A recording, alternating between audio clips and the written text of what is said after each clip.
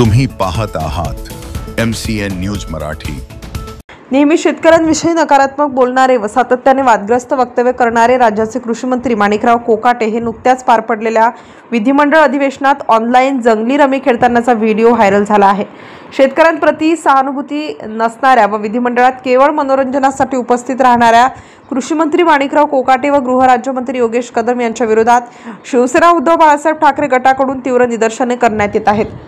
त्याच अनुषंगाने 23 जुलै रोजी जळगाव जामोद शहरात शिवसेनेच्या वतीने कोकाटे व योगेश कदम यांच्या प्रतिमेला जोडे मारो आंदोलन करून जाहीर निषेध व्यक्त करण्यात आला।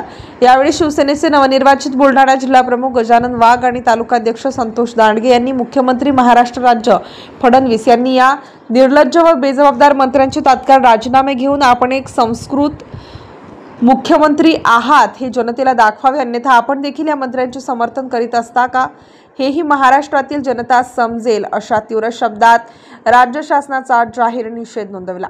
या प्रसंगी शिवसेनेचे जिल्हा प्रमुख गजानन वाघ, तालुका प्रमुख संतोष दांडगे, उपजिल्हा प्रमुख तुकाराम काळपांडे, मुस्ताक भाईजान, विधानसभा संघटक भीमराव पाटील, शिवसेनेचे उपशहर प्रमुख चांदभाई कुरेशी, शिवसेनेचे उपतालुका प्रमुख पुंडलिक पाटील यांच्यासह शिवसेनेचे पदाधिकारी व कार्यकर्ते मोठ्या संख्येने उपस्थित होते। MCN न्यूज मराठी करिता अर्शद इक्बाल, जळगाव।